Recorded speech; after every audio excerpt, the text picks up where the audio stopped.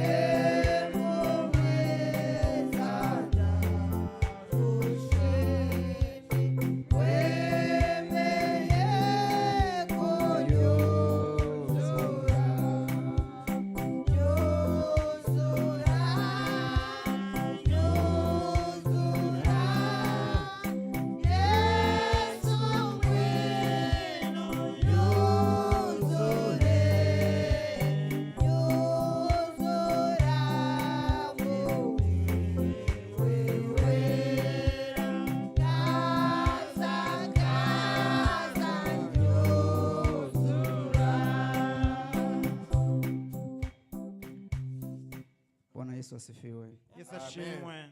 Mwimbaji anasema, Mulelenge aravuga, Roho Mtakatifu jaa ndani mwangu. Ati mpwemu yera jaa moyoni mwangu. Wuzure mu bugingo bwanje. Jaa ndani yangu. Wuzure muri jewe. Bila Roho Mtakatifu ndani yetu, ati atambwemu muri twebwe, kama Biblia inavyosema, nguko Biblia itubwira, ni vigumu kumfurahisha Mungu. Ati ntibyoroshe kunezereza Imana. Huwezi kumfurahisha Mungu bila Roho Mtakatifu. ntushobora guhimbara Imana utafise mpwemu yera. bali utajikuta ukifurahisha mwili. Ati wisanga uri kuranezereza umubiri. Na wakati tunaimba nyimbo hii, Ati gihe turirimba iyi ndirimbo, hii nyimbo ni kama maombi. ati iyi ndirimbo ni nkugusenga. Kuna nyimbo za aina mbili. Ati hari indirimbo z'ubwoko bubiri. Kuna nyimbo unaimba kama vile unahubiri. Ati hari indirimbo uririmba nk'uri kurasigura. Unahubiria watu, nawaambia. Ati uri kurasigurira abantu. Na nyimbo ya kuimba ukimwomba Mungu. Ati n'indirimbo zuririmba uri kurasenga Imana. Sasa hii nyimbo ni ya kumwomba Mungu. Ati indirimbo ni kusenga Imana. Tukiomba Roho Mtakatifu ajae ndani mwetu. Ati dusaba mpwemu yera yuzure mu mitima yacu. Wakati tunapoimba nyimbo hii, ati gihe turirimba izi ndirimbo, au wakati wote unapoimba nyimbo kama hii, ati gihe cacu cose uririmba indirimbo ngiyi, hakikisha unaimba ukitoa moyoni. Ati urabe yuko uri kuraririmba ubugingo bwawe bumeze neza, kugira ngo mpwemu yinjire mu bugingo bwawe. Sio unaimba nyimbo hiyo kama kumhubiria mtu. Ati nturirimba iyi ndirimbo nk'uhayasigurira umuntu, bali unaimba unamwomba Mungu ajaze Roho wake ndani mwako. Uririmba iyi ndirimbo uri kurasaba kugira ngo wuzuzwe mpwemu yera. Na sio nyimbo ya kuimba ukiwaza mambo mengine. Ati nshobora kuririmba uri kuriyumvira ibindi na biriya. Kwa sababu wakati tunapofanya mambo kama hayo, ati igihe ukora ibintu nk'ivyo, Mungu ataona huyu anaimba ila hayatoki moyoni. Ati ibonekana yuko uri kuraririmba bitava mu mutima wawe. Tunapoimba sasa nyimbo kama hiyo, tuhakikisha tunatafuta connection na Mungu. Ati igihe turirimba indirimbo nk'izi tuhakikishe yuko dushaka yuko Imana ibona ico turiko turakora icarico. Kama vile Mungu yuko karibu hapa. Ati nguko Imana iri kumwe natwe. Tunamuomba Mungu, naomba. Ati tusaba Imana twegeranye. Asanteni sana, Mungu abariki. Murakoze cyane, mwama bahezagire. Tunafika katika muda wa kupokea wageni. Azishite mu mwanya wo kwakira abashitsi. Nitaomba Papa Rakisha apokea wageni. Nasaba Sewa Rakisha yakira abashitsi. Karibuni sana. Karibu.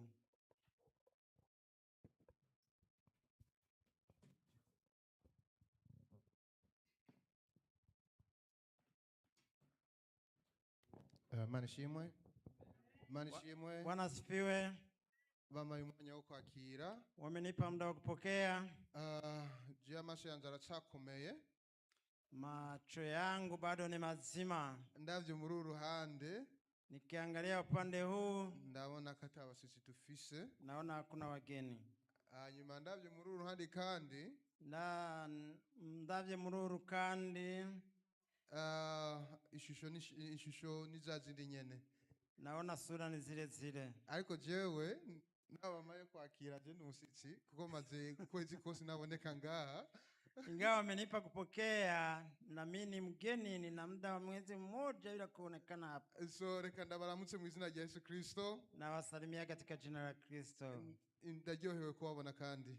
Nafurahi kuwaona tena. So reka rero duhaguruke. Tusimame. Hanyuma tuyakire. Twiyakire. Tumenye ko turi mu ngoro y'Imana. Tujue kuwa tuko katika hekalu la Bwana. Na bali bariko badukurikirana ku murongo, na wale wako kwenye mitandao, tubakire, tuwapokee. Twakira amajambo y'Imana twese hamwe. Tupokee neno la Mungu tukiwa pamoja. Nkuko tumenyereye turaharura 1 2 3. Kaze bene data, Imana iduhezagire kubana natwe imyaka mbinguni no mu ijuru. Twazigamwe n'Imana kugeza uyu munsi. Twazigamwe n'Imana kugeza uyu munsi. None tuzanye amashimwe yo gukenguruka. None tuzanye amashimwe yo gukenguruka.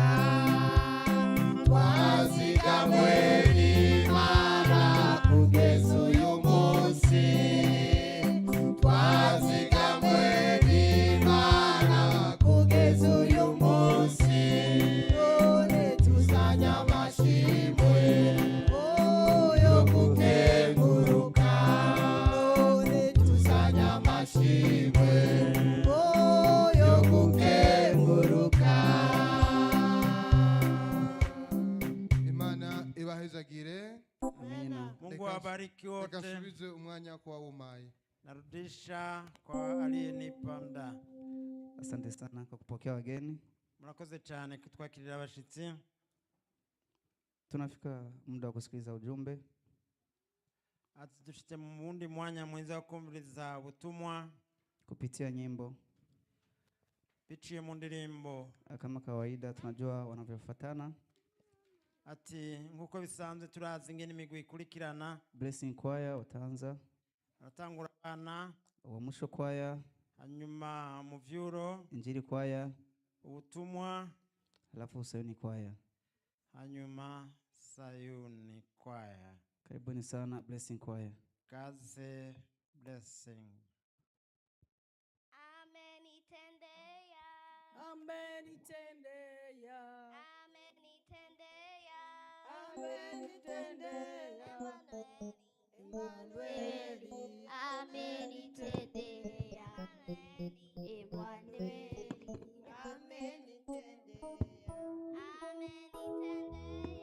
amenitendea, amenitendea, Emmanueli, amenitendea, Emmanueli, amenitendea.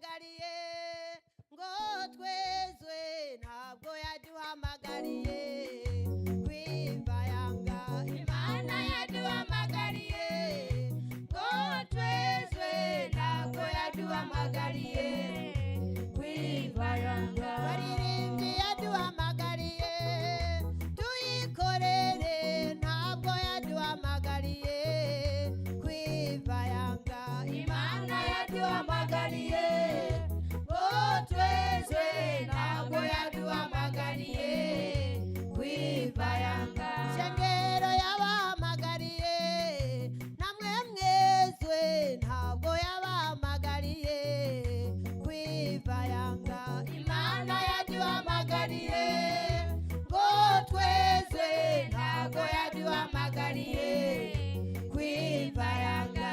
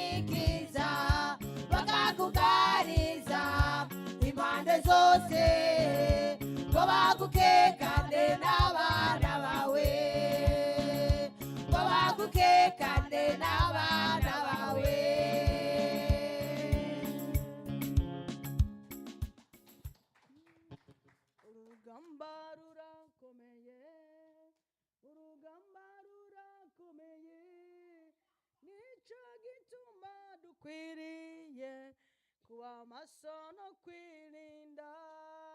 Urugamba rurakomeye, urugamba rurakomeye, nicyo gituma dukwiriye kuba maso no kwirinda. Abagabo nimube maso, abagabo nimube maso, kuko ubusambanyi bw'iyi si burashaka kubananiza. Urugamba rurakomeye, urugamba rurakomeye, nicyo gituma dukwiriye kuba maso no kwirinda. Abagore nimube maso, abigeme nimube maso, kuko ubwibone bw'iyi si burashaka kubananiza. Urugamba rurakomeye, urugamba rurakomeye, nicyo gituma dukwiriye kuba maso no kwirinda. Shengero nimube maso, shengero nimube maso, kuko ibyaha by'iyi si birashaka kutunaniza. Urugamba rurakomeye, urugamba rurakomeye, nicyo gituma dukwiriye kuba maso no kwirinda.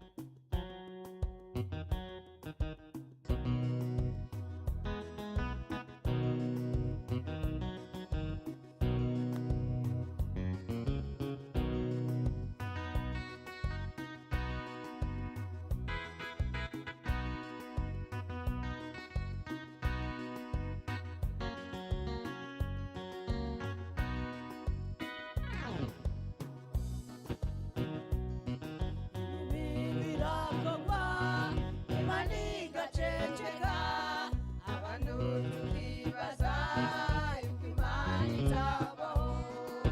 Ibi birakogwa, Imana igaceceka, abantu tukibaza yuko Imana itabaho.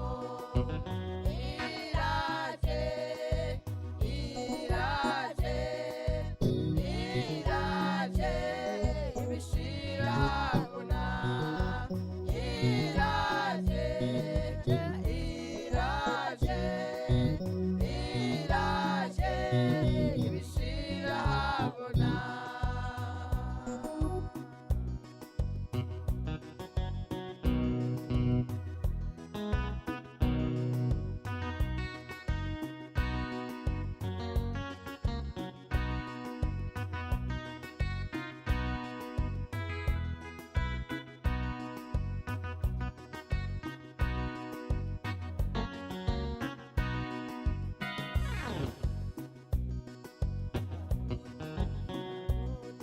Abantu nimwihane, abantu ca bugufi, tumvirize ico Imana iriko irasemerera.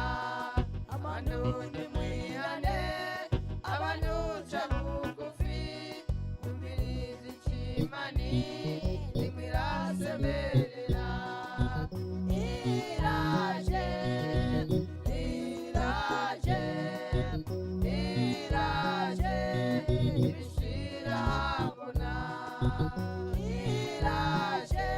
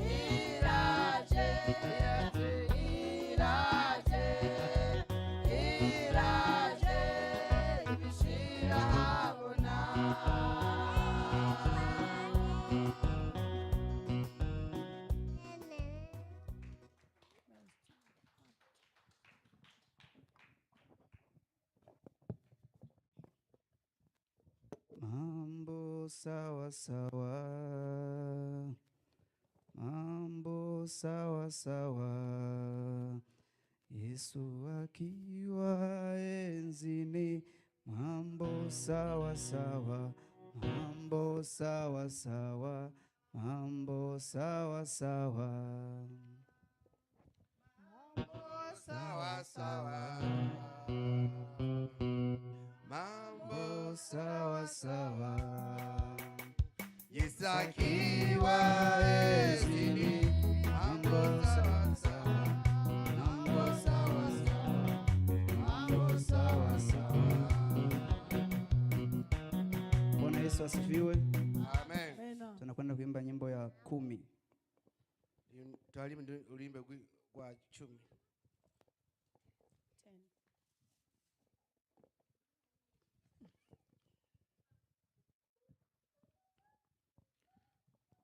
Shimu mwami wo mwijuru, Angivyo kuhimbaza, narimboshwa rambohora, narindwa yarangiza.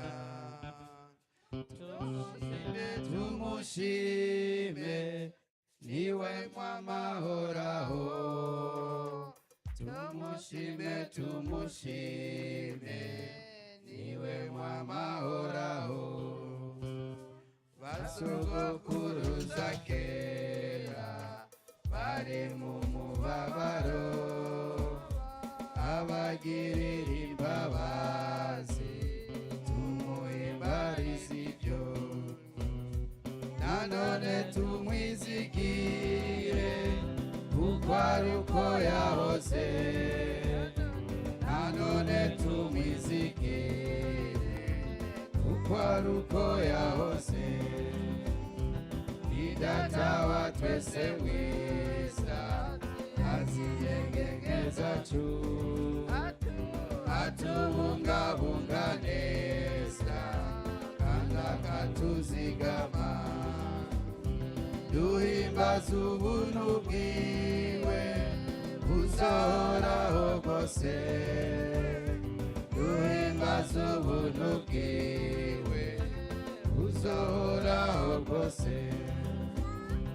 Abamarayika beza nimushime Uhoraho, namwe beraho mw'ijuru mwavuye mw'isi yose. Mwese mushimane natwe, Imana igira ubuntu. Mwese mushimane natwe, Imana igira ubuntu.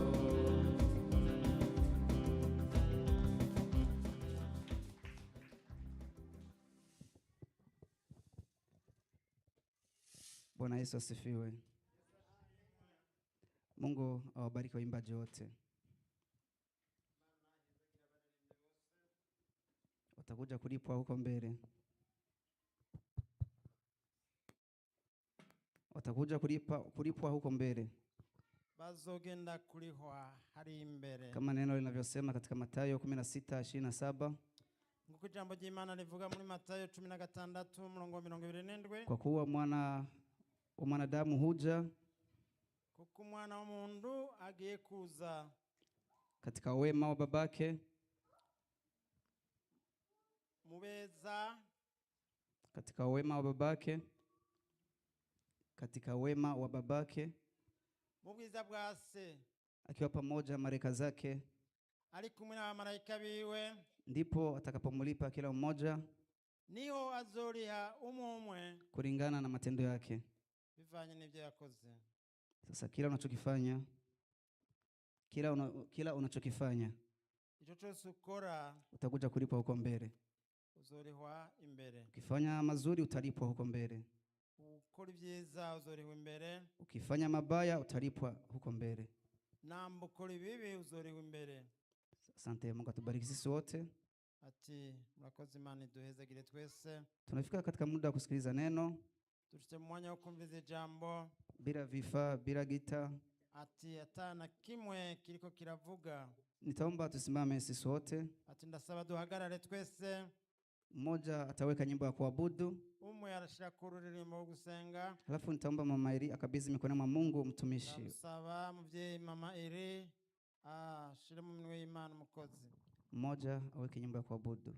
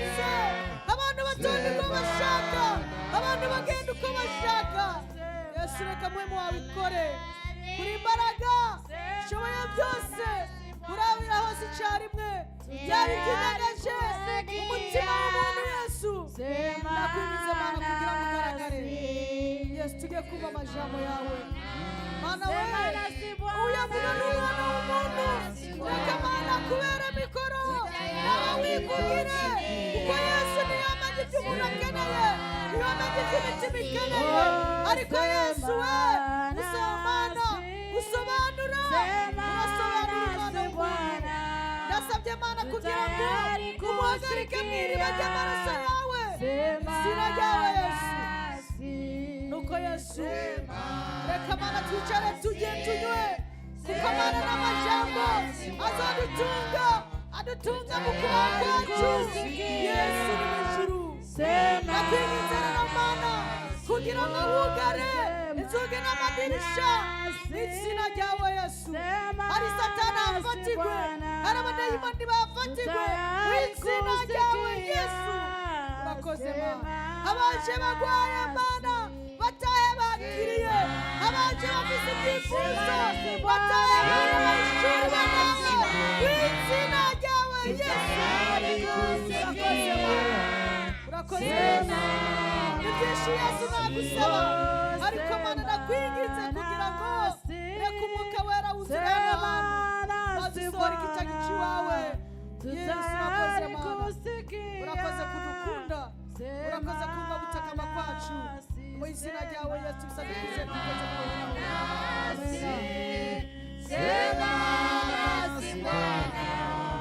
tutayari kusikia, sema nasi. Tutayari kusikia, sema nasi.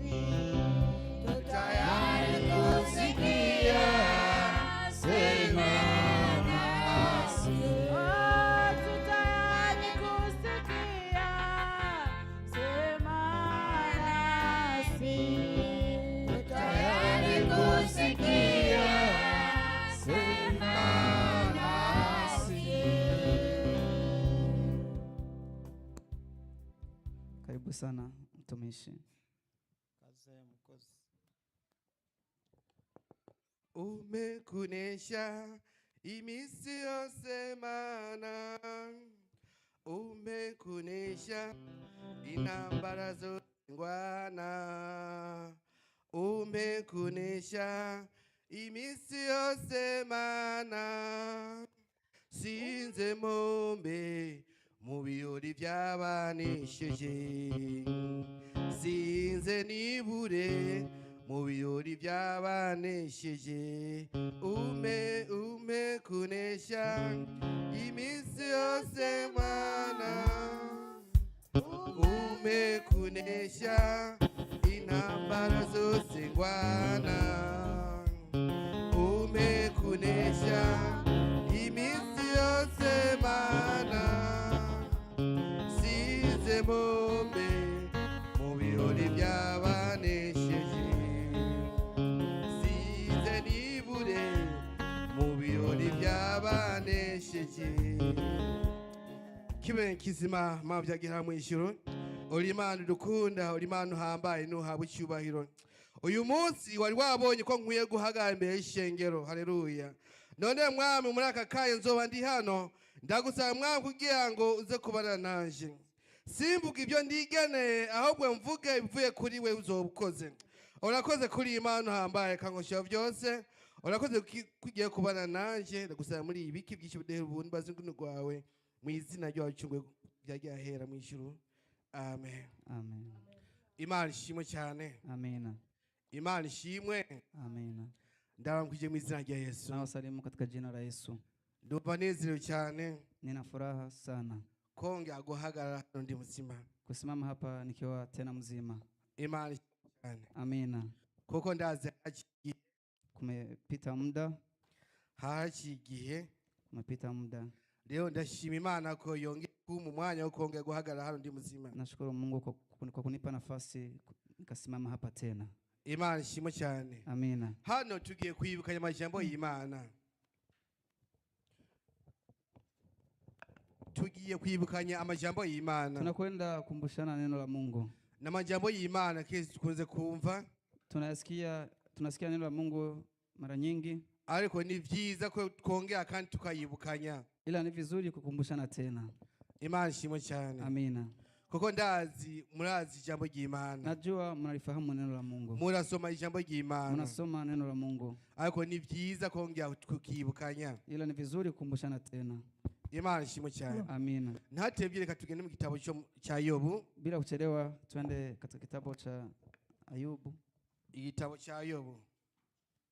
Kitabu cha Ayubu. Turagenda 33 kuri 14. Sura ya 34 mstari wa 14. Abasomyi Reka bashaka dusome gusoma izina rya Yesu. 33 ku murongo wa 14. 33 mstari wa 14. Reka dusome mu izina rya Yesu. Amen. Muto w'amajambo uravuze ngo Elihu ahanuza Yobu ukugororoka kw'Imana. 14 ngo kw'Imana harahi ivuga mu buryo bumwe, harahi ivuga mu bundi, naho umuntu atobibabara. Amen.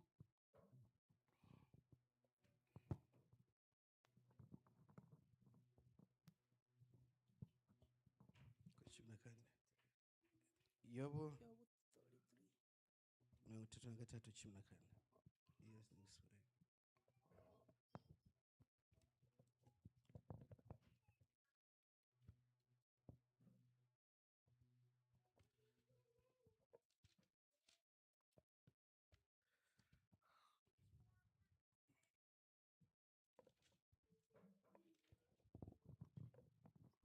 this way. Gatatu kuri 14.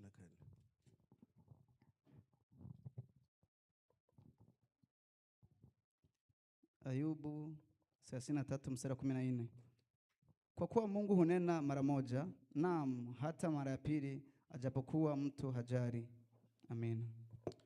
Imana ishimwe cyane. Amen. Hale twumvise Hapa tumesikia uko Imana iganira n'abantu namna gani Mungu anaongea na watu mu buryo bumwe canke buriya, katika njia ile au nyingine, ariko abantu ntibabitahura. ila watu hawaelewi. Imana ishimwe cyane. Amen. Imana yashobora kuvugana nawe ariko ntubitahure. Mungu anaweza kaongea na wewe na usielewe. Kandi Imana ifite uburyo bwinshi ishobora kuvugana n'abantu bayo, Na Mungu ana njia nyingi za kuongea na watu wake. ariko ishobora kuvugana nawe ariko ntubitahure. Mungu anaweza kaongea na wewe na usielewe. Imana ishaka kugira ngo utahure mu gihe iganira nawe. Mungu anataka ufahamu anapoongea na wewe. Utahure mbe Imana ishaka iki kuri wewe. Utambue Mungu anataka nini juu ya maisha yako. Ishaka kubwira iki? Anataka akwambie nini? Imana yaganira nawe ariko ntubitahura. Mungu anaongea na wewe ila huelewi. Kandi iganira nawe ifite impamvu kanaka iganira nawe. Tena Mungu anapoongea na wewe ana sababu, ariko ngo ntibitahura, ila hauelewi. Imana ishimwe cyane. Amina. Imana ishaka kugira ngo dutahure mu gihe iganira natwe. Mungu anataka tuelewe anapoongea na sisi. Dutahure iki tugomba ko. Tuelewe anachotaka juu ya maisha yetu. Imana ishimwe cyane. Amina. Ngo kuko Imana hariho ivugana mu buryo bumwe, hariho ivugana mu bundi, naho umuntu atobitahura. Kwa kuwa Mungu hunena mara moja, naam hata mara pili, ajapokuwa mtu hajari. Imana ishimwe cyane. Amina. Iyo umuntu ategura gukora icyaha, Wakati mtu anaandaa kutenda dhambi, kuko hari icyaha cyo gutegura, kuna dhambi unayoandaa, hao ni icyaha gishika utaciteguriye. kuna dhambi nyingine inakuja ghafla bila kuja. Umuntu ashobora gutegura ikintu kugira nabi umuntu kanaka. Mtu anaweza akaandaa kumtendea kibaya mwingine. Imana ishobora kuganira nawe ikubuza kugira kintu ntugikore. Mungu anataka ongea na wewe ili uache kile kitu. Urashobora kuba wicaye ukumva no kora kandi waburiwe. Unakwenda kutenda kile na umeambiwa na umeona. Igihe Yesu yaduga mu ijuru yavuze ngo azoturungika mpwemu yera. Kipindi Yesu anapanda mbinguni alisema kandi mpwemu yera wazotuburira ni wazotubwira ngo nico atigeze kutubwira Yesu. Na huyo Roho Mtakatifu atatuonya na atatujulisha yale ambayo hatujajua. Imana ishimwe cyane. Amina. Imana yaganira natwe ariko ntitubitahure. Mungu ongea nasi ila hatuelewi. Yashaka kubwira ati reka gukora kiriya ariko ugakomaneza imitima ukagikora. Mungu anaweza kukwambia usitende kile na ukakoma moyo ukakitenda. Na hicho gituma keshi iyo umuntu ateguye gukora ikintu kanaka. Ndio maana hata mwanadamu anapoandaa kufanya kitu fulani cyangwa kugira inabi au kutenda kibaya, Imana ni lazima iganira nawe. lazima Mungu aongee na wewe. Ibucishe mu buryo bwinshi, Upitisha katika njia nyingi. ako ni lazima uvugane nawe biciye mu mutima cyangwa mu kindi kintu. Lakini ni lazima aongee na wewe. Washaka gutegura ikintu gukora ikintu ukumva umutima nakubwiye ati reka. Unaweza ukaandaa kufanya kitu kibaya moyo ukakwambia acha. ariko kubera gukomantaza umutima ila kwa sababu ya kukomaa kwa moyo wako ukagenda ukagikora. ukaendelea na kufanya. Imana ishimwe cyane. Amina. Hari uburyo Imana iganira natwe Katika njia Mungu anaongea nasi ariko ntitubitahure. ila hatuelewi. Imana ishimwe cyane. Amina. Imana yagerageza kudushyira amaboko yayo, Mungu hujaribu kutuweka mikononi mwake ikagerageza kutwereka inzira, na kujaribu kutuonyesha njia, ikagerageza kutubuza gukora ikintu kibi, na kujaribu kutukataza kitu kibaya, ariko ntitubitahure. ila hatuvielewi. Mu gihe ufise mpwemu yera muri wewe, Wakati una Roho Mtakatifu ndani nubwo mwako, ukora icyaha urumva ikintu gikubise mu mutima. unapotenda dhambi utasikia kitu kinachopiga Mu gihe moyoni. ukora icyaha ntumva ikintu gikubita mu mutima, nta mpwemu yera ufise. Unapofanya dhambi na usisikii kinachopiga moyoni, huna Roho Mtakatifu Nubwo ndani ukoze mwako. icyaha, Unapotenda dhambi ni lazima wumve ugobeye kwihana. ni lazima usikie sauti Ni ya kuambia lazima ungame. wumve utamahoro ufise mu buzima bwawe. Ni lazima ujisikie huna amani maishani mwako. Ariko nimba ukora icyaha Ila unapotenda dhambi ukagisubiramwo na kuendelea kuitenda ukagikora, na ukatenda, nta mpwemu yera uri muri wewe. hakuna Roho Mtakatifu ndani mwako. Imana ishimwe cyane. Amina. Kuko hari uburyo Imana iganira natwe,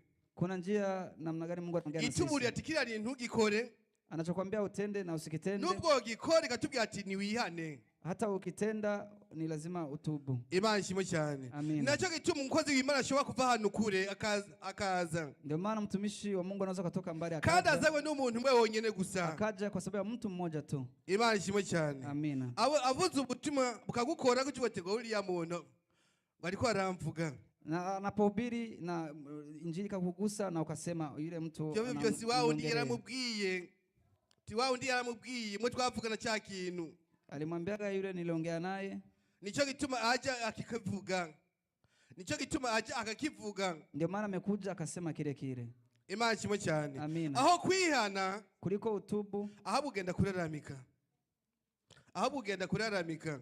kuliko uende kulalamika, Imana ishimwe unaenda cyane. kulalamika, kuliko utubu unaenda Ibyo kulalamika. uvuga winyegeje Imana iravyumva. Yote unayoongelea ufichoni Mungu Ibyo ukora anasikia. winyegeje Imana iravyumva, Yote- irabibona. Yote unayoyatenda huko fichoni Mungu Iyo uronse anaona. umuntu aza kuguhanura, Unapopata mtu wa kuja kukushauri, cyangwa iyo Imana igutumye ku muntu kugira ngo aguhanure, ila Mungu anapokutuma kwa mtu uba mshauri, ugize amahirwe manini cyane. ni baraka kubwa. Kuko hariho abaguye birarangira n'ubu babandanyije mu vyabo. Kuna wengi wameshaanguka na wanaendelea hivyo hivyo. Kubwo Imana idukunda, Kwa sababu ya upendo wa Mungu, nicyo gituma ikuburira ikintu utaragikora. ndio maana nakuonya kabla hujatenda. Nubwo ugikora igerageza ukuntu yokugarura mu nzira yayo, Hata unapotenda Mungu anajaribu kurudisha kwenye njia yake. ukuva mu mutima ugobewe kugira ngo wihane. Utasikia moyoni sauti ya lazima Ariko abantu uungame. benshi ntibashaka kumvira Imana. Wengi hawataka kumsikia Mungu. Nubwo yogoberwa komantaza umutima, Hata Mungu anapojaribu akagera muri vya bindi ngo nta kibazo. unaendelea unaona hakuna Nubwo shida. umutima ukubita, Hata moyo wako unapopiga, agoma yihagararako. yeye hukataa. Imana ishimwe cyane. Amina, amina. Imana ikora ivyo vyose kubera igukunda. Mungu hutenda yote kwa sababu anakupenda. Ishaka kugira ngo uhagarare mu nzira yayo, Mungu anataka usimame kwenye njia yake, ubandanye urugendo. uendelee safari. Imana ishimwe cyane. Amina. Rero twige kumva ijwi ry'Imana. Tujifunze kusikia sauti ya Mungu. Imana ishimwe cyane. Amina. Yaba mu bintu cyangwa mu bantu, Iwe katika vitu au watu, cyangwa mu majwi twumva, au katika masauti cyangwa mu tunayoyasikia, ndoto turota. au katika ndoto Imana ishobora tunazoziota. kuganira nawe mu buryo bwinshi, Mungu huweza kuongea na wewe katika njia nyingi, ariko benshi ntibabitahura. ila wengi hawavielewi. N'ababitahura bakomantaza imitima. Hata wale wanaelewa wanakomaa mioyo. Imana ishimwe cyane. Amina. Twige kumvira Imana. Tujifunze Reka tube muri Yohana kumsikia Mungu. 10:27. Yohana 10:27. Yohana sura ya 27.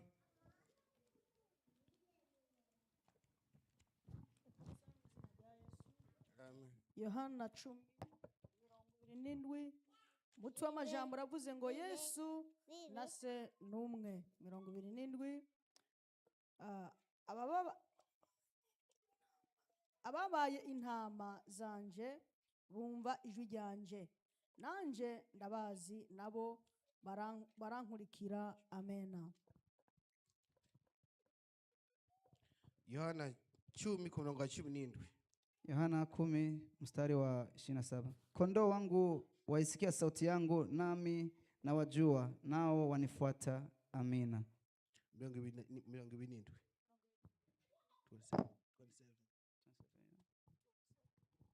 Kondoo wangu waisikia sauti yangu, nami nawajua, nao wanifuata.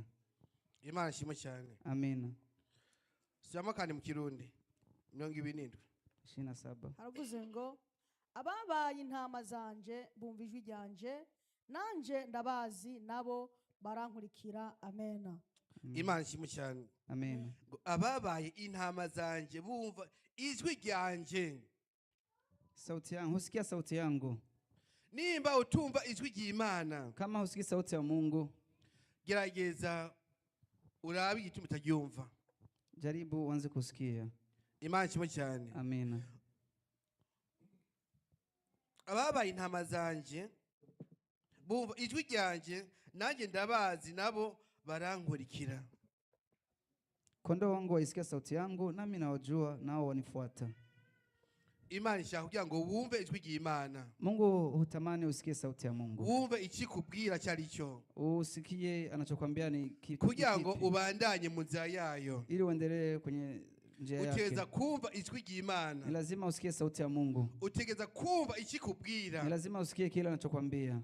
Imana ishimwe cyane. Amina. Kuko biragoye igihe utumva Imana kugira ngo uyikurikire. Ni vigumu wakati usikie Mungu kumfuata. Utegeza kuyumva kugira ngo kwere ukuntu ugenda. Ni lazima umusikie na akuonyeshe namna gani ya kuenenda. Imana ishimwe cyane. Amina. Abantu benshi ntibatahura. Ila watu wengi hawaelewi. Ntibumva ijwi ry'Imana. Hawasikii sauti ya Mungu. Imana ishimwe cyane. Amina. Nubwo yoganira nabo, hata anapoongea nao biragoye kugira ngo bitahure. Ni vigumu wavielewe. Kuko bavuye mu bikorwa by'Imana. Kwa wametoka kwenye kazi ya Mungu. Ngo bakora ivyo bigeneye. Wanatenda wanayoyapanga wenyewe. Imana ishimwe cyane. Ivy'imitima yabo ibabwira n'ivyo bakora. Mioyo yao wanachoambiwa na mioyo yao ndicho wanachotenda. Imana ishobora kubaburira gukora ikintu kanaka. Mungu anaweza kawaonya wasitende kitu fulani, ariko bakabikora ila wao kakitenda. Bitwaje kwiyorohereza. Kujirahisisha mambo. Ubwo umutima wao ubabwira n'ivyo bakora. Mioyo inavyosema ndivyo wanavyotenda. Imana ishimwe cyane. Amina. Twiga kumva ijwi ry'Imana. Tujifunze kusikia sauti ya Mungu. Reka turabe ahanyenda Abaroma here kuri 17:18. Abaroma hanyuma 10:17-18. Warumi sura ya 10 kuanzia mstari wa 17 mpaka mstari wa 18. Dusome izina rya Yesu. Abaroma 10:17-18. Umutwe w'amajambo uravuze ngo inzira y'ukugororoka igenewe abantu bose.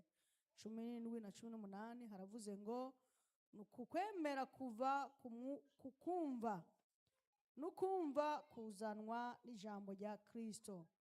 Ariko ndababaza, mbega ntibumvise?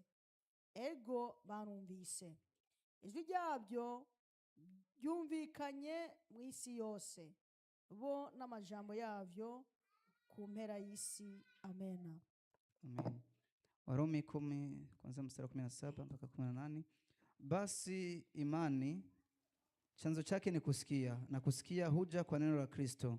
Lakini nasema, je, wao hawakusikia? Naam, wamesikia. Sauti yao imeenea duniani mote, na maneno yao hata misho ya ulimwengu. Amina. Imana ishimwe cyane. Amina. Hano duhere kuri 16. Tukianzia kwenye mstari wa 16. Abaroma 10:16. Warumi sura ya 10 mstari wa 16. Havuga ati, ariko abumviye ubutumwa bwiza si bose. Kuko Yesaya yavuze ati, mwami ninde yemeye ibyo twumvise? Nuko ukwizera kuva mu kumva no kumva kuzanwa n'ijambo rya Kristo. Tukianzia kwenye mstari wa 16 panasema, lakini si wote waliorithi ile habari njema. Kwa maana Isaya asema, Bwana, ni nani aliyeziamini habari zetu? Basi imani chanzo chake ni kusikia, na kusikia huja kwa neno la Kristo. Abantu bumva ubutumwa si bose babwakira. Wanapata ujumbe si wote wanayepokea. Imana ishobora gucira mu mukozi w'Imana. Mungu anaweza kupitia kwa mtumishi wake. Ijambo likagukorako, neno likamgusa, ariko ntiwihane. ila asiungame. Ijambo ry'Imana ntizira ubusa. Neno la Mungu halijii bure. Ryashobora kuza riziriye umuntu umwe wonyene gusa, Neno la Mungu linaweza likajaa mtu mmoja, ariko ho kwihana ila kuliko atubu akomantaza umutima. ukomaa moyo. Nacyo gituma hano ku 16 ngo ariko abumvise ubutumwa, ariko abumviye ubutumwa bwiza si bose, kuko Yesaya yavuze ati mwami ninde yemeye ibyo twumvise. Kuri 17 nuko ukwizera kuva kumva no kumva kuzanwa n'ijambo rya Kristo.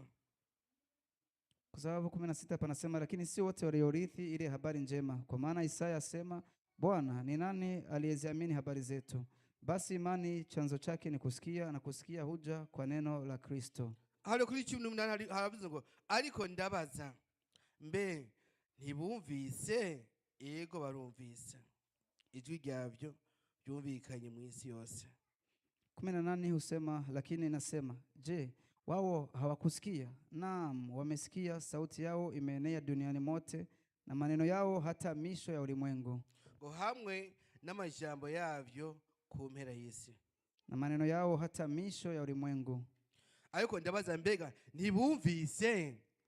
Ila nauliza, je, wao hawakusikia? Ni kangahe imani iganira nawe? Ni mara ngapi Mungu anaongea na wewe? Ni kangahe ijambo ligukorako? Mara ngapi neno linakugusa? Ariko mbe urihana? Je, unaungama? Imana ishimwe cyane. Amen. Abantu benshi bakomantaza umutima. Wengi hukomaa mioyo. Hariho benshi usanga bari mu ishengero, Wapo wengi kanisani, bakora ibikorwa by'Imana, wanamtumikia, wanafanya kazi za ariko Mungu, bakagendera mu bitahimbara Imana. ila wanatenda isompendeza Mungu. Nubwo Imana yobereka inzira, Hata Mungu anapoonyesha njia, bakomantaza imitima. hukomaa mioyo. Imana ishimwe cyane. Amina. Nubwo wumva ijwi ry'Imana, Hata uimbe sauti ya Mungu, bakomantaza imitima, hata wanaposikia sauti ya Mungu, bakaguma mu kutagororokera Imana, waendelea kutenda maovu, bishimira ibikorwa byabo, wakijivunia matendo. Imana ishaka ngo tuyumvire, Mungu hutaka tumusikie, kugira ngo tuyigororokere, ili tumufuate. Imana ishimwe cyane. Amina. Nitwishimiye ibikorwa byonyene gusa, Tusijivunie matendo tu. Imana ishimwe cyane. Amina. Kuko ibikorwa bitagira ngo kwizera biba bipfuye. Sababu matendo bila imani yamekufa. Nubwo abantu bokwemera isi yose igakwemera, Hata wote ulimwengu wote kakukubali, ariko igihe Imana itakwishimira, wakati Mungu hakufurahii, byose ni ubusa. yote ni bure. Bimera nk'umuntu ariko arinezeza ubwiwe. Unajifurahisha tu mwenyewe. Bimera nk'umuntu ariko arinezeza ubwiwe. Itakuwa kama mtu anayejifurahisha mwenyewe. Nukora ibintu imbere y'amaso kugira ngo bakurabe gusa. Usitende mambo hadharani ili watu Imana wakuone. ishaka kugira ngo wumve ijwi ryayo urikurikire. Mungu hutamani usikie sauti yake na umfuate, Atari kwishima ko umenywa n'abantu, bila kujivunia kwa sababu watu atari wamekujua, kwishima ko uririmba neza, bila kujivunia eti unaimba vizuri, atari kwishima ko uvuga ubutumwa neza. bila kujivunia kwamba unahubiri. Imana ishaka kugira ngo wumve ijwi ryayo, Mungu hutamani usikie sauti yake, hanyuma uyigororokere, halafu umfuate. nayo kwishimiye nkuko yishimiye Yobu, ikwishimiye nkuko yishimiye Yobu, Na kufurahie kama alivyofurahia Ayubu. Imana ishimwe cyane. Amina. Nimba dukora ibikorwa by'Imana atakugoroka kurimwo, Kama tunatenda kazi za Mungu bila haki yake, bimeze nko kwinezeza bwacu. ni kama kujifurahisha sisi wenyewe. Imana ishimwe cyane. Amina. Imana ishaka kugira ngo twumve ijwi ryayo, Mungu hutaka tusikie sauti yake, kugira ngo tugende mu nzira yayo. ili tuende kwenye njia yake. Imana ihabwe icyubahiro. Amina. Imana ishimwe. Amina. Turayi Imigani 6:18. Imigani 6:18. Mithali sura 6:18.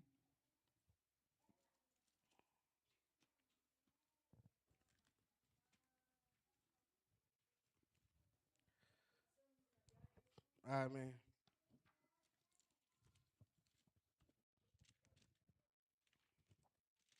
Imigani igice 6 ku murongo w'8. Umutwe w'amajambo uravuze ngo ubute.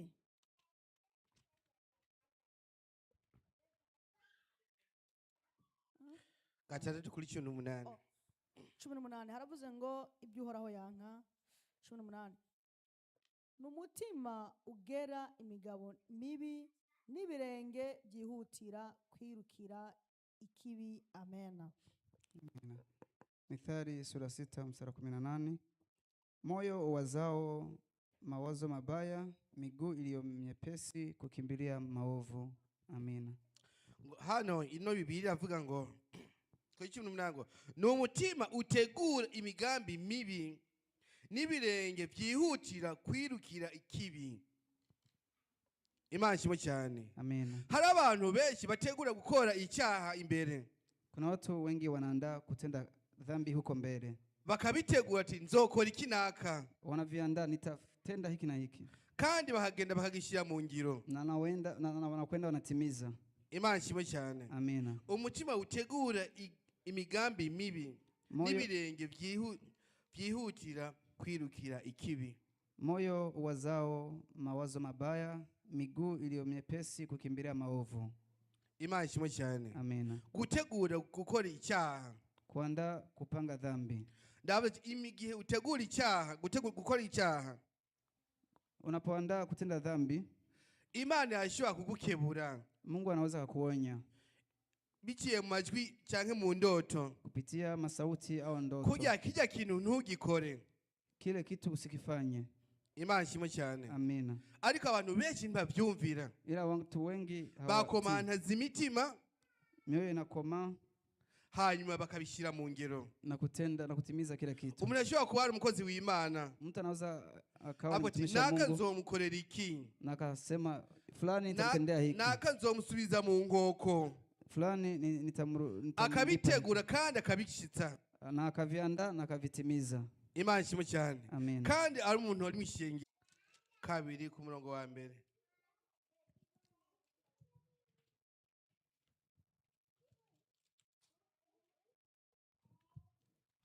Ngo baragowe abategura imigambi y'inabi bakiyumvira ku buri bwabo imigambi yo gukora ikibi, bukeye bakayishyira mu ngiro kuko babifitiye ububasha. Wale wao wakusudiao mambo maovu na kutenda mabaya vitandani mwao, kunapopambazuka asubuhi hufanya,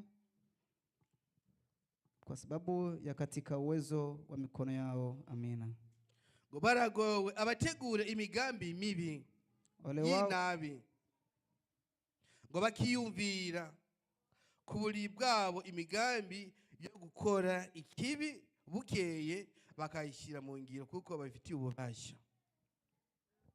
Wale wao wakusudiao mambo maovu na kutenda mabaya vitandani mwao, kunapopambazuka asubuhi hufanya. Hamwe abantu bategura imigambi mibi, kuna watu wanapanga kutenda mabaya, ngo bibereye ku buri cyangano hariho hose, wakiwa katika vitanda vyao au popote, bakavuga ati ngo nibwacha nzokora iki, na kusema asubuhi nitafanya.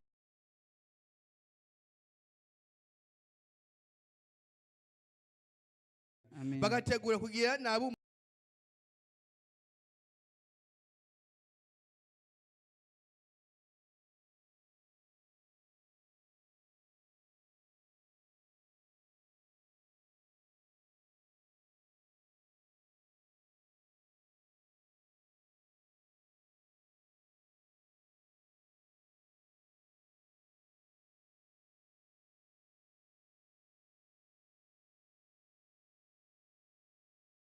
mambo maovu. Nimba utegura imigambi mibi, kama unaandaa maombi hanyuma ukayitegura kongera ukayishitsa na kuyatimiza, ngo uragowe.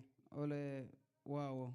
Imana ishimwe cyane. Amen. Imana ishaka ngo yumvire hanyuma wihane. Mungu hutaka musikie na utubu. Rijya twigi kubita mu mutima ariko ugate ngo ni wihane, sauti inayopiga moyo na kusema tubu, genda wihane, nenda utubu, bigikunze ikiwa muda bado upo. Imana ishimwe cyane. Amina. Kuko mu gihe tukiri mu mubiri turafise amahitamwo yo kwihana, wakati tukiwa bado mwilini tuna kuamua, ariko ibiri imbere yacu ntitubizi, ila yalioko mbele yetu hatuyajui. Ndashobora kundi hano ariko ntazi mukanye kaza ngo bigenda gute. Naweza nikawa niko hapa muda ufuatao sijui itakuwaje. Imana ishimwe cyane. Amina. Nacho gituma bicitwa uyu munsi, ndio maana bado inawezekana leo, bicitwa ya masaha, muda huyu genda imbere y'Imana wihane. Nenda mbele za Bwana utubu. Bya bindi wapanze cyangwa wa mugambi wapanze mu bice nk'abashyira mu ngiro. Yale yote uliyopanga, mipango yote uliyopanga usiyafanye. Ugenda imbere y'Imana uvuga ati Imana mbabarira. Uende mbele za Mungu useme Mungu Kumbo nisamehe. Imana yaganira nawe kenshi ariko ntiwabitahura. Sababu Mungu ameongea na wewe mara nyingi hukuelewa. Imana yakuburiye kenshi ariko ntiwayumvira. Mungu amekuonya mara nyingi ila hukumuelewa. Ariko bicitwa uyu munsi Imana ishaka ngo wihane. Ila kiwa leo Mungu hutaka utubu. Imana ishimwe cyane. Amina. Reka tuwe muri Yoweli 18. Mtazame Yoweli sura ya 2 mstari wa 18. Yoweli 2:18. Yoweli sura ya 2 mstari wa 18. Umuntu habonye adusomeye. Alipaona tusomee. Yoweli 2:18. Reka dusome mu izina rya Yesu. Yoweli 2:18 aravuze ngo Uhoraho agarukira abantu biwe. 18 maze Uhoraho agirira ishaka igihugu ciwe, agirira ikigongwe abantu biwe. Amen. Amen. Yoweli sura 2 mstari wa 18. Hapo ndipo Bwana alipoona wivu kwa ajili ya nchi yake, akawahurumia watu wake. Amina. Maze agirira ishaka igihugu ciwe, agira ikigongwe abantu biwe, akawahurumia watu wake. Imana nishaka ko tuva mu murongo. Mungu hataki tutoke kwenye mstari. Imana ishaka kugira ngo tubandanye urugendo turi mu murongo. Mungu hutamani tuendelee na safari tukiwa kwenye mstari.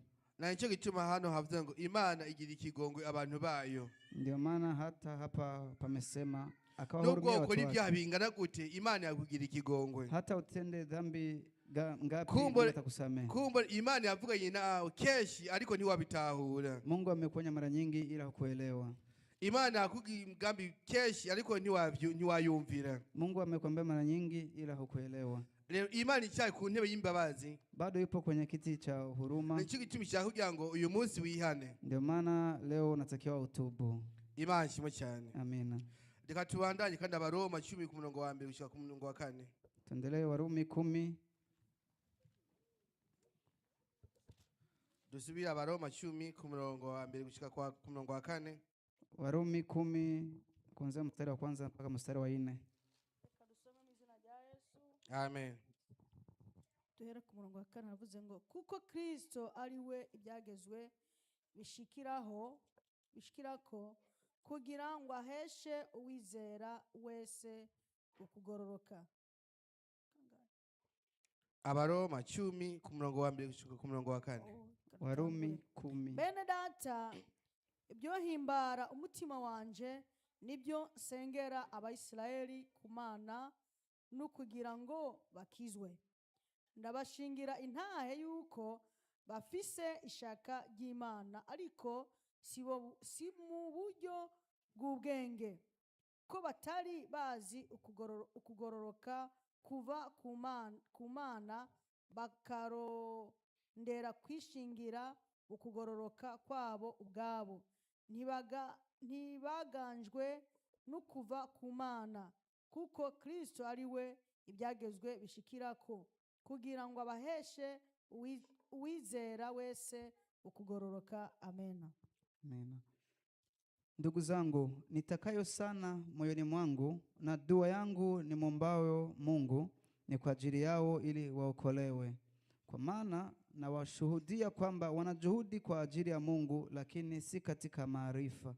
Kwa maana wakiwa hawaijui haki ya Mungu na wakitaka kuithibitisha haki yao wenyewe, hawakujitia chini ya haki ya Mungu.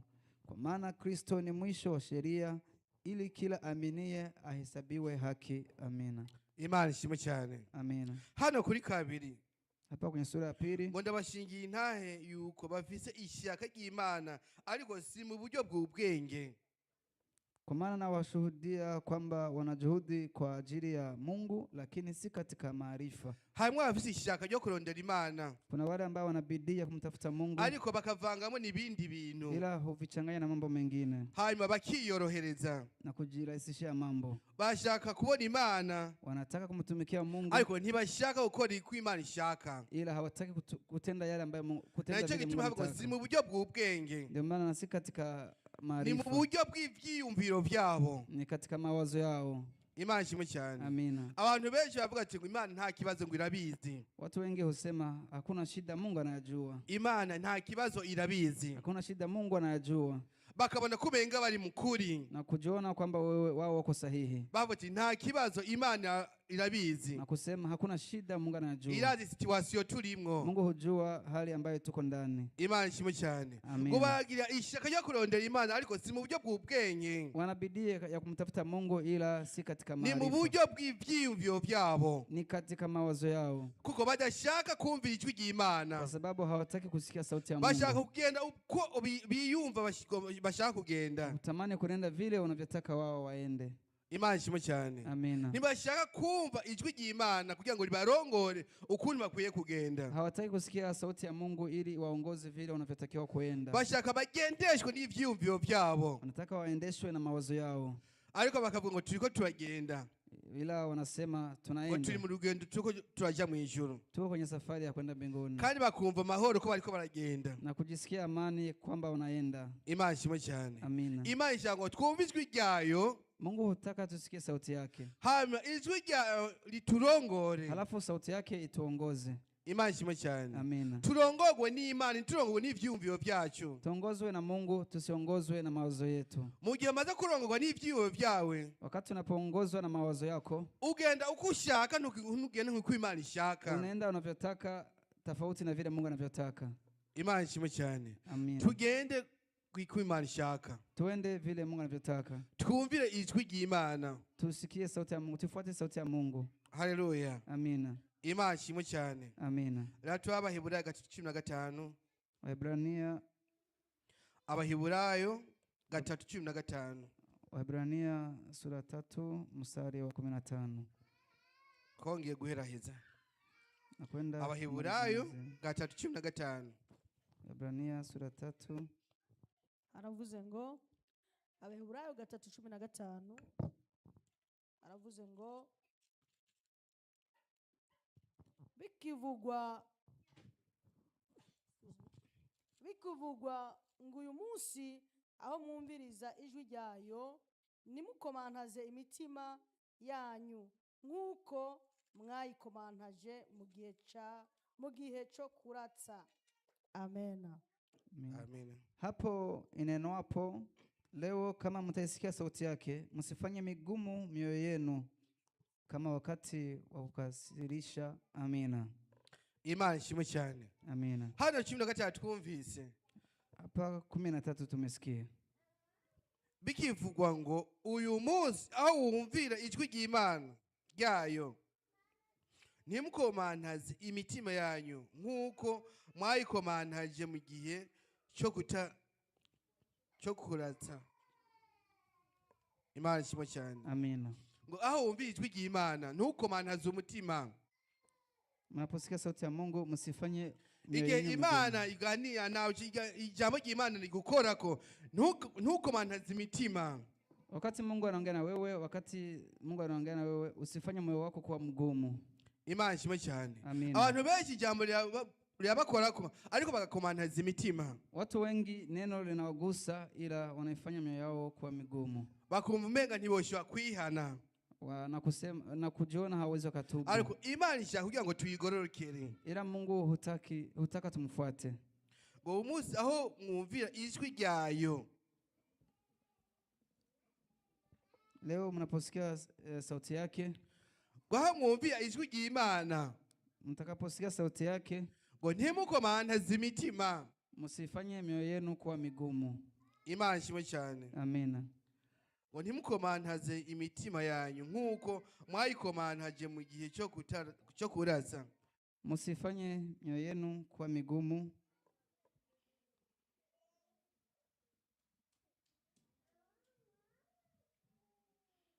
kama wakati wa kukasirisha. Soma kuri 16. Msome 16.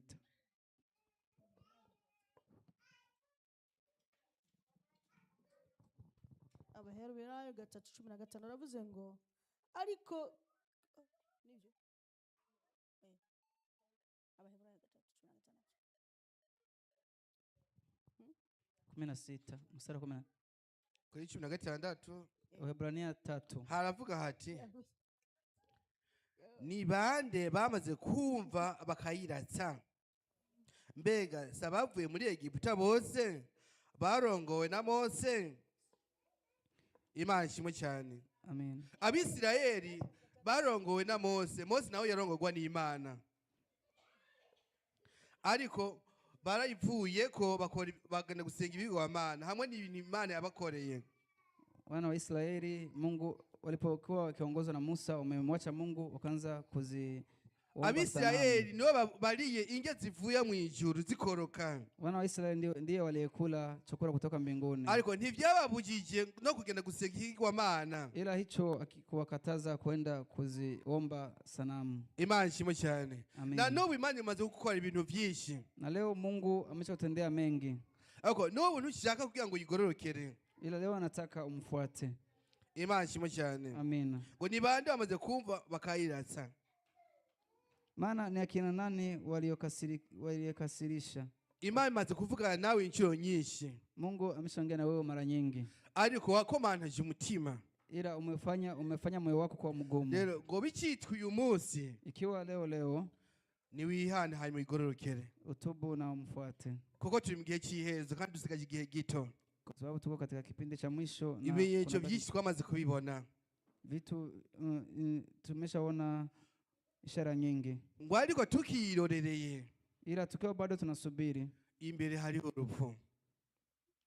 Imbere yacu hari urupfu.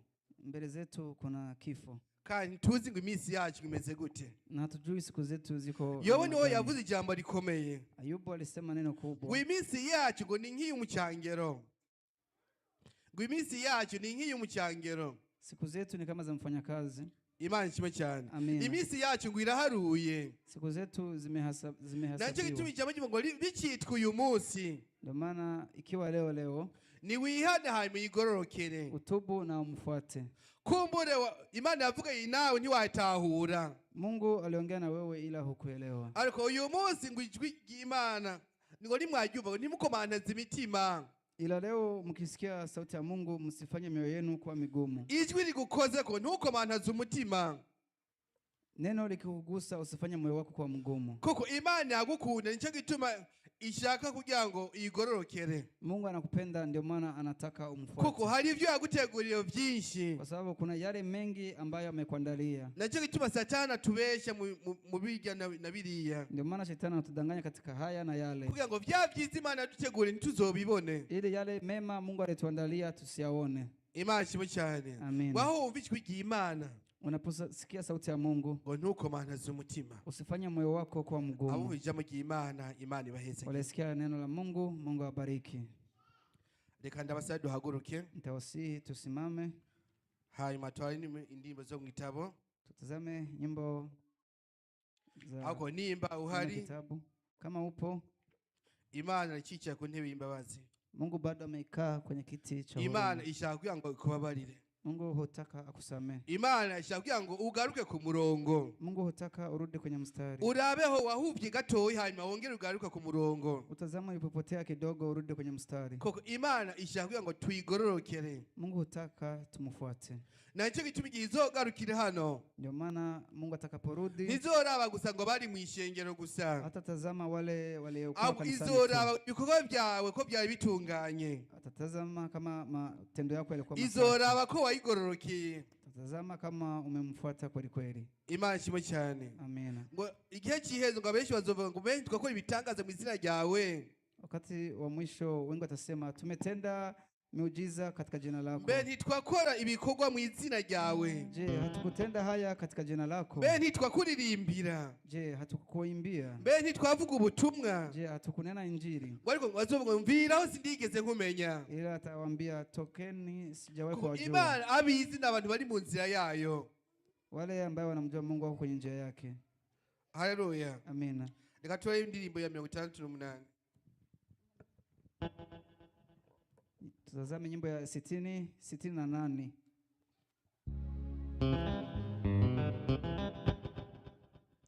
Itatu n'umunani. Sina ukugororoka kandi nawe uri no mw'ijuru, atarabizera ko bukijwe n'amaraso ya Yesu gusa, bogejwe na Yesu, watunganijwe n'amaraso, haraho yakuhagije amaraso, begina baro yawe irera, amaraso ya Yesu yutevyacu, abanduye imitima yabo, nimukererwa ariko munyaruke, mwisuke mu maraso yiwe, bogejwe na Yesu, watunganijwe n'amaraso, haraho yakuhagije amaraso, begina baro yawe irera, nibakiza neza zakarokanye, ubwiza no kuba wagose, abatari bezwe bazinjiriwe mu birori by'ubukwe bate, wogejwe na Yesu, watunganijwe n'amaraso, haraho yakuhagije amaraso, begina baro yawe irera,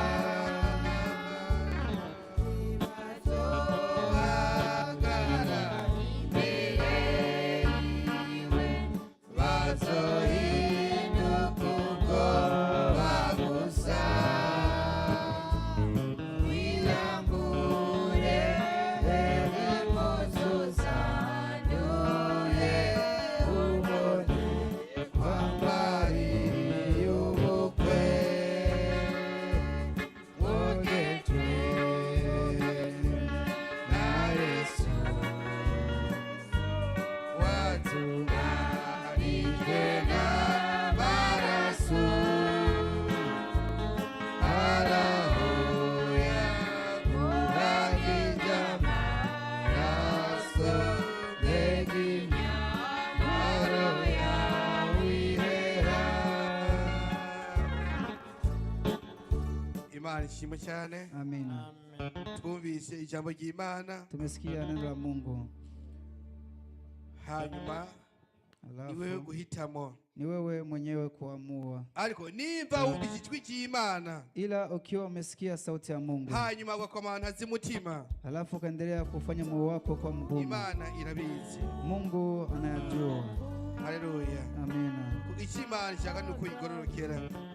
Mungu Icyo Imana ishaka ni ukuyigororokera.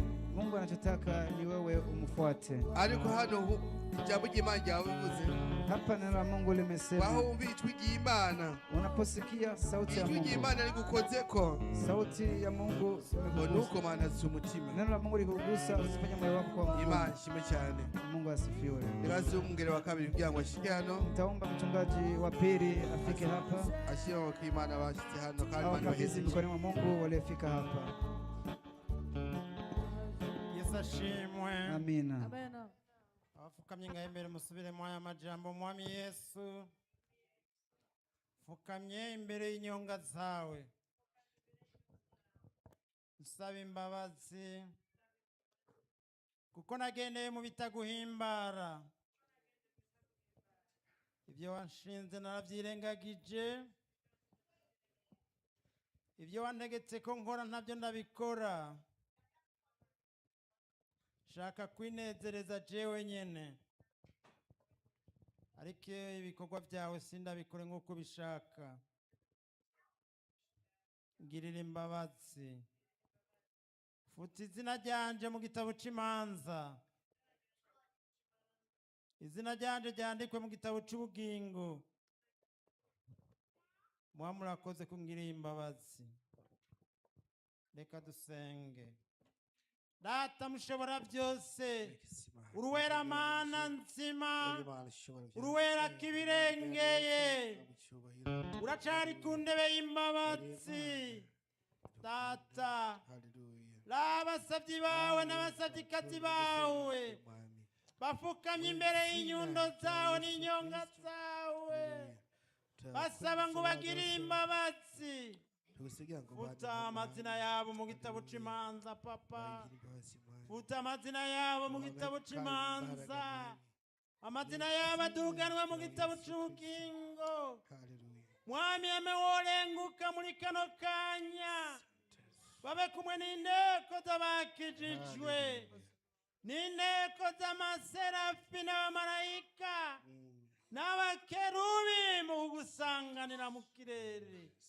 Data nushigwe hejuru, uruwera mana nzima, icyo ndagusabye ubashire ku burinzi bwawe, kuko abo tugwana atari inyama n'amaraso, baca muri ubu buryo kugira ngo basubire kubatembya.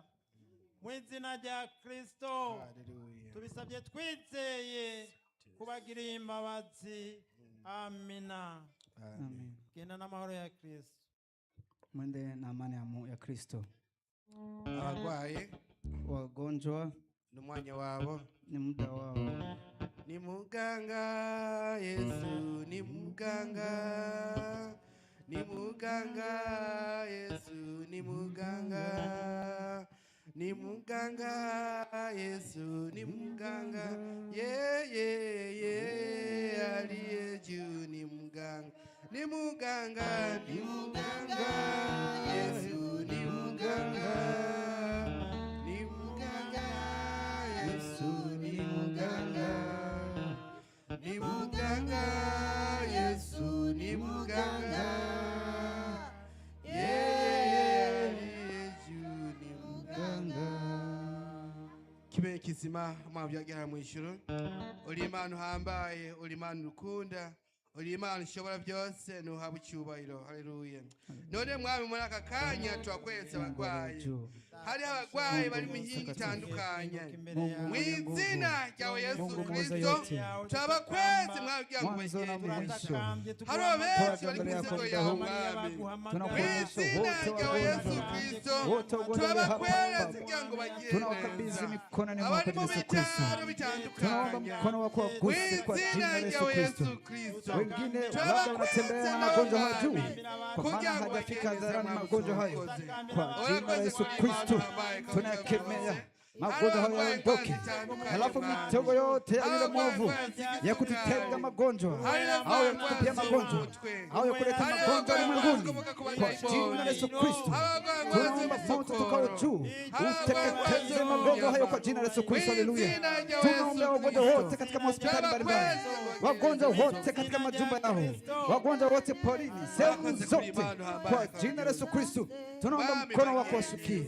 mkono wako waguse Baba, unaweza kila kitu, ushinde na kitu chochote kama Baba.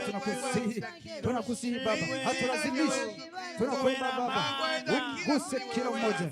Wapo waliochoshwa na magonjwa, wanatamani hata wafe Baba, tunaombea Baba, watembelee kwa jina la Yesu Kristo, wahurumie Baba, watembelee wapate uponyaji kwa jina la Yesu Kristo, na wote nakwenda kufanyiwa operation, tunaombea Baba, uwe nao kwa jina la Yesu Kristo, uwalinde kwa jina la Yesu Kristo, mipango inayo mwovu ashindwe kwa jina la Yesu Kristo. Tunaomba uponyaji kwa mbinguni, tunaomba afya nzuri kwa jina la Yesu Kristo, tunaombea afya nzuri kila mmoja aliye hapa, tunaombea afya nzuri wote wale nje kwa jina la Yesu Kristo, uponye kiroho na kimwili kwa jina la Yesu Kristo, uponye na mioyo yetu kwa jina la Yesu Kristo. Baba, tunakuomba Baba, unaweza, wewe ni Baba yetu, sisi ni watoto wako, na ulisema ombeni mtapewa. Tunaomba muda huu Baba, tunamtuhurumia kwa jina la Yesu Kristo, tuliyotenda ni mengi ambayo yanaweza kusababisha patutupe na tuache. Tunaomba tuhurumie Jehova, tusamehe Baba, tuponye kwa Yesu Kristo, kila gonjwa wewe unaweza kulipa kwa jina la Yesu Kristo. Haleluya, haleluya Baba, waponye wote wale hapa Baba, naomba tena Baba, waponye na wote ambao wako nje, waona ukuu wako, wahurumie jina la Yesu Kristo. Gobotora bariya bagezwe mu binogo, gobotora bariya bagezwe bakakwitunge, bakugaruke mu ijambo ryawe, bakuyoboke Mana, Data ushobora byose, gira ubuntu Papa. Benshi barazibiye, benshi ntibashaka kumva ijambo ryawe, iyo ni indwara ikomeye, ni indwara ikomeye. Bagobotore Data mushobora byose, bagobotore kibirengeye kizima, Data mushobora byose, urakoze kubyumvise, tubisabye twiteye mu izina ry'Umwana w'Imana. Oya si kwa bisiga, aho Yesu ageze ibintu bigenda neza.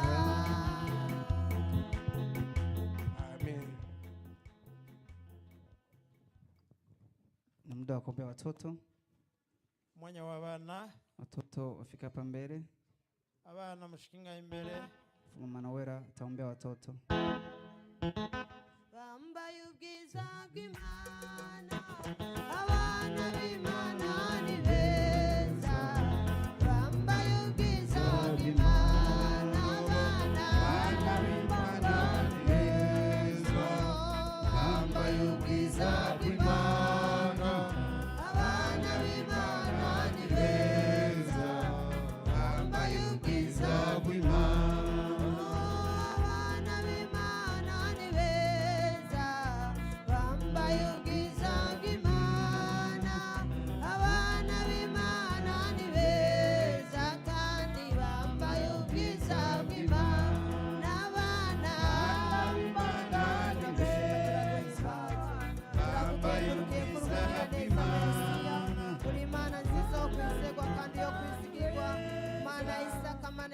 Turagushimiye, turaguhimbaje ku byakorekeye muri kino kibanza byose Mwami. Twabonye neza we, twabonye imbabazi zawe, twabonye urukundo dukunda Mana, kuba watuzanye kuri uyu munsi Mwami, ukadukoraniriza ngaha mu ihema ry'ibonaniro, ni iby'igiciro kinini. Hari abenshi babyifuje bitakunze, hari abahuye n'impamvu zitandukanye Mana byatumye batagera hano ariko twe twahageze. Kubw'ibyo tugushimiye mu bikorwa byose byakoretse uhereye tugeze hano kugeza aho tugejeje muri kano kanya. Turagushimiye kuko ari wowe wabyemeye Mana. Rero tugeze muri wa mwanya mwiza wo gusengera abana waduhaye. Ehe ngaba bashagaje imbere abahungu n'abakobwa, turabasengeye mu izina ryawe Kristo ngo bashyire ku burinzi bwawe bw'intamenwa, ubashyire ko rwa ruzitiro rwawe, y'amaraso yawe abazenguruke ku impande zose, ubarinde imbaraga z'umwijima, ubarinde bya bitero bya wa mugwanizi Satani. Twirukanye wa mwuka w'urupfu Mana ugenda wikubangamana mu bana bacu, indwara z'ibyaduka, indwara z'ibyorezo, turasabye ubagwanire kandi ubaneshereze Mana ubwo bari imbere yawe. Turabizi Satani ko atabyishimira, ari guhiga imihigo agakubita urutoki ku rundi mwami kugira ngo arabe uko yobakura imbere yawe turabashinganishije mu kiganza cyawe Kristo waravuze ngo uri mu kuboko kwawe ntawe uzomushikura ngo amukuremo turakwingize mwami ngabo bashyira mu kiganza cyawe umwasi abarondera babure umwasi abahiga babure mwami ikibi kibarondere kibabure turabasabiye Mana kurindwa no kuzigamwa nawe ubagirire neza uko bukeye n'uko bwije ubagwanire kandi ubaneshereze Mana turagushimiye iminsi yose bamaze bari mu kiruhuko abanyeshuri wabanye n'abakomezi bazigame kugeza igihe bazokongera gusubira ku mashuri ndetse harimo n'abandi bato batiga nabo nyine komeza ubarabe byiza ubagirire neza ubahe kugira amagara meza bose mwami turasabye kugira ngo Mana ubazigamire muri iyi si turimo tugeze mu gihe cyangwa mu gihe cy'iherezo aho mwami Mana nzima ibyo tubona muri iyi si arakumiza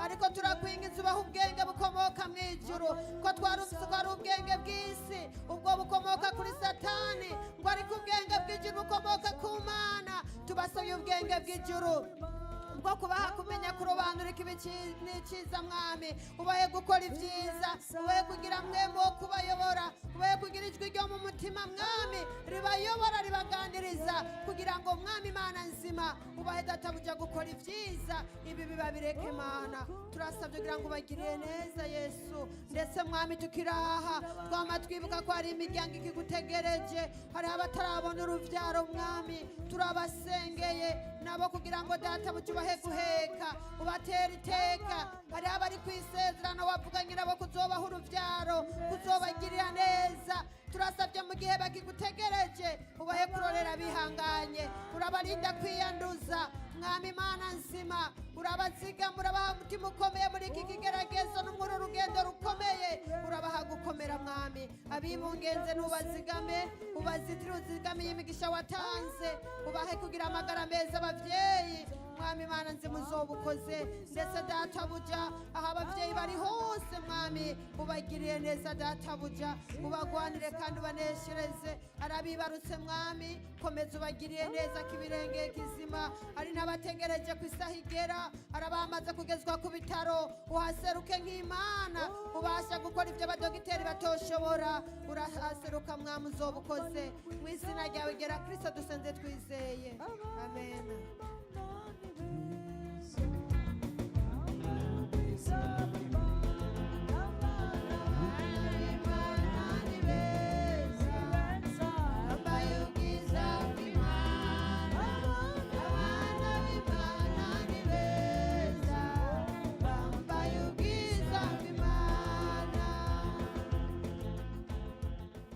Bwana Yesu asifiwe. Yesu ashimwe. Mungu abariki mtumishi wake. Imana ihezagira umukozi wayo. Tumeambiwa sisi wote, twabwiwe twese, unaposikia sauti ya Mungu utii. Unaposikia sauti ya Mungu utii. iyo wumvise ijwi ry'Imana uryubahe, usinyamazishe. nturizimye, Kwa sababu wengi wananyamazishaka kabisa. hariho abarizimya Kabisa Mungu ana sauti inakwambia fanya hivi. Sauti inakwambia Mungu fanya hivi. ijwi rirakubwira ati kora uku Au acha hiki. canke reka iki, Ile unanyamazisha. ariko urarihoza. Na ile sauti mimi siku zinapita nimesema huyu ndo mhubiri mkubwa. Sauti ile. Ati rijya jwi niwe musiguzi mukuru. Kwa sababu hata ukiwa mwenyewe bila wahubiri kwa mwenyewe, hata ukiwa mwenyewe ufichoni ambapo watu wakuoni, Nahura woburaho winyegeje ijwi uraryumva. yule mhubiri anakuwa yuko na wewe moyoni kwamba hiki ni kibaya au hiki kifanye. Atashobora kukubwira ati iki ni kibi kireka ubikora. Na unapomnyamazisha mara nyingi, Ati kenshi dukunda kumuhoza, unaenda mbali na Mungu. genda kure y'Imana. Tumefika muda wa kumtolea Mungu. Adufite mu mwanya wo gutangira Imana. Karibuni na makoras tunapomtolea Mungu. Ati karibu amakorasi dushikanira Imana. Yesu ashimwe.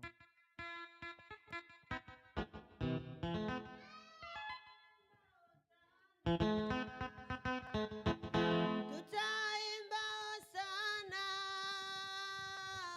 tukizunguka zunguka kwenye kiti cha enzi. Tutaimba sana, tutaimba